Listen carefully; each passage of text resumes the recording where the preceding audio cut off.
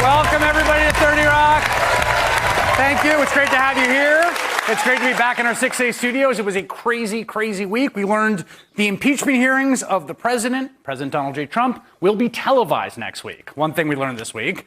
We also got hundreds and hundreds of pages of impeachment deposition transcripts released, including two key ones today, and we're going to be talking about those in just a bit. We also had this week the first national election in the impeachment era. We'll talk about that with Steve Kornacki.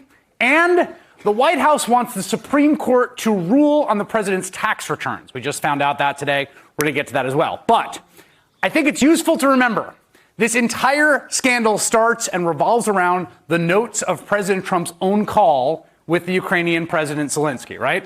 It's a call that he said was perfect. And that's the call that prompts the whistleblower complaint. And that, in turn, gets the House to formally announce its impeachment inquiry. And when people start clamoring to know, OK, what did he do in this call? What's the deal with the call? The president releases the call notes. And everyone gets to see with their own eyes what transpired. And so now the president is attempting, in a clever or dumb or just sort of feral animal instinct for survival kind of way that I can't really tell which one it is. But he's attempting to turn his biggest weakness into a strength. And he is telling anyone that will listen to pay lots of attention to the single most incriminating piece of evidence against him. So those are the call notes of his call with the Ukrainian president. Now, Trump calls the notes a transcript. That said, we know it's not a complete transcript, and we're going to get to that in just a bit. But what he's trying to do here is this sort of same transparency gambit that worked for him in the past. Remember, when he said, Russia, if you're listening, if you can get access to Hillary Clinton's emails, you'll be rewarded mightily. That was an aid of solicitation of foreign intervention in an American election. And it was an effective one, as we learned from the Mueller report. The Russians tried to hack a server of Hillary Clinton's that night. But he just did it in front of the cameras, right? And the idea is that if I do it in front of the cameras, it is not improper or illegal.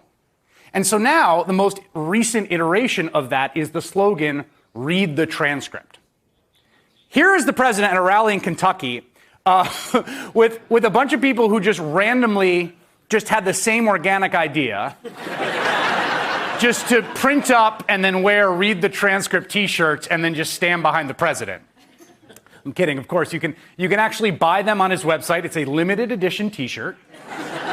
They are not infinite, which makes sense. It has this marketing copy. If you just read the transcript, it's clear President Trump did nothing wrong. The transcript speaks for itself. Don't let Shifty Schiff and the rest of the Democrats lie about what's in it. So the president is banking on the idea, if he says read the transcript, what he can do by saying that is wash the devastatingly incriminating nature of the call itself from people's minds, right? And here's the thing. This stuff does kind of work.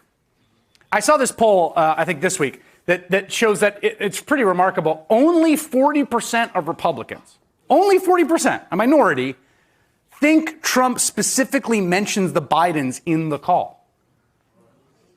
He does. We'll get to that. But he does mention the Bidens. And the conceit of the president's approach here is basically he tells people to read the transcript. If he releases the transcript, if he talks about how perfect the phone call is, then the only way it could have been wrong is if the president himself is stupid enough to extort a foreign country and do something wildly incriminating and impeachable when he knew other people were listening. In fact, this is an argument that he's made and is making explicitly. Tweeted this, quote, is anybody dumb enough to believe that I would say something inappropriate with a foreign leader while on such a potentially heavily populated call?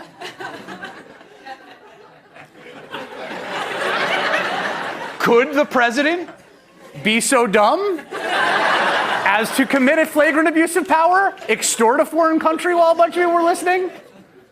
The answer is yes. He could be. So,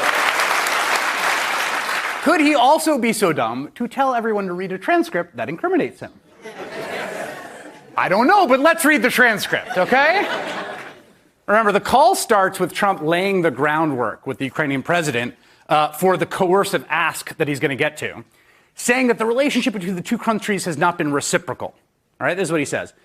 The United States has been very, very good to Ukraine. I wouldn't say that it's reciprocal necessarily. Now, keep in mind, almost 17,000 square miles of Ukraine is currently occupied by Russia. They have already lost Crimea. There is an actual shooting war raging. Since the start of the year, at least 72 Ukrainian soldiers have been killed in eastern Ukraine. And the Ukrainians have been waiting on $400 million of American aid assistance, which is 10% of their military budget. All right? This is not pennies. So the Ukrainian president says, we're almost ready to buy more weapons from the United States for defense purposes. And when the president responds, I would like you to do us a favor, though. I would like you to do us a favor, though. And he goes on. There's a lot of talk about Biden's son, that Biden stopped the prosecution. A lot of people want to find out about that. So whatever you can do, whatever you can do, manufacture dirt on my political rival, who I just named. And that's the four-alarm fire moment, right? That's the moment where, holy crap, that might have been illegal. And the phone call reverberates throughout the entire government. We know from the impeachment transcript depositions that have been released throughout the week, including today, people are freaked out. Former U.S. Ambassador to Ukraine, Marie Yovanovitch, says she was dismayed. The president made those requests. Deputy Assistant Secretary George Kent said he was told that the conversation went into the most extreme narratives, one way of putting it. Fiona Hill, she's the former senior director for National Security Council. We got her transcript today. She said, reading the call notes, raised an awful lot of concerns. She said it was her worst fears and nightmares. That it was an effort to subvert the national security process and turn a White House meeting, that's a meeting with President Trump, into a dangled asset. None of those people were on the call, right? So they're hearing about it. But today we've got another transcript.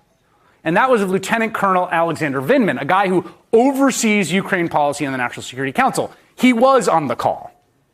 He said he was concerned with what happened. He did not think it was proper to demand a foreign government investigate a U.S. citizen. He said it undermined U.S. national security. He said the call strayed from the material he himself had prepared. And he said there was no doubt in his mind the president was asking for a deliverable. And get this, immediately, within an hour, right? The phone call happens, Vindman's on the phone, he's listening, he's like, yikes. And within an hour, he goes to the top lawyer at the National Security Council in his office, and for backup, he brings along his twin brother. This is a real detail. His identical twin, who also works for the National Security Council as a lawyer handling ethics issues. That is them, by the way, both of them. I don't know which is which. So not only did he raise alarms with the lawyer, Vindman also notices as he's going through the document that's circulating that the rough transcript was not correct, actually.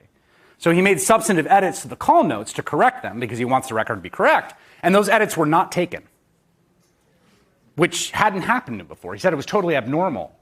And then on top of that, they then locked down the transcript in this secret classified server that almost no one could access.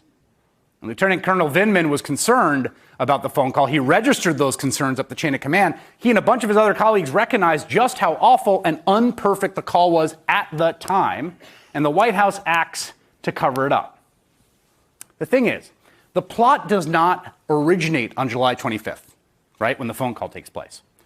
All of this groundwork was laid well before, as we've learned through all this testimony, but the people who laid the groundwork at least had the good sense to act kind of sketchy about it, okay?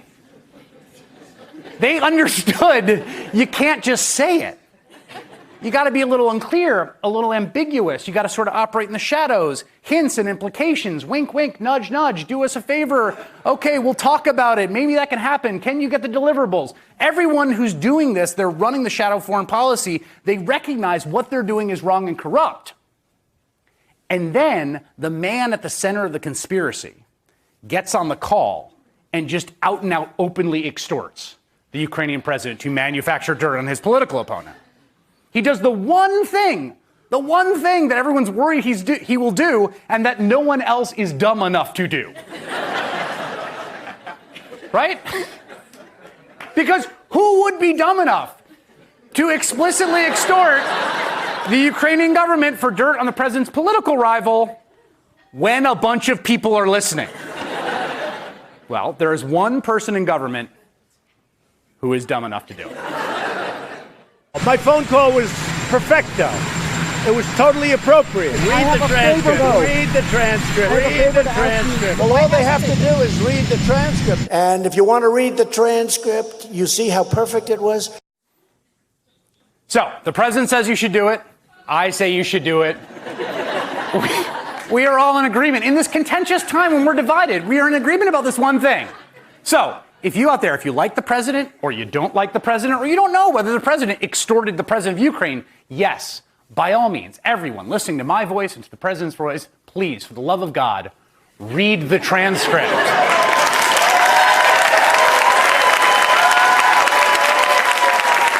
Hey there, I'm Chris Hayes from MSNBC. Thanks for watching MSNBC on YouTube. If you want to keep up to date with the videos we're putting out, you can click subscribe just below me, or click over on this list to see lots of other great videos.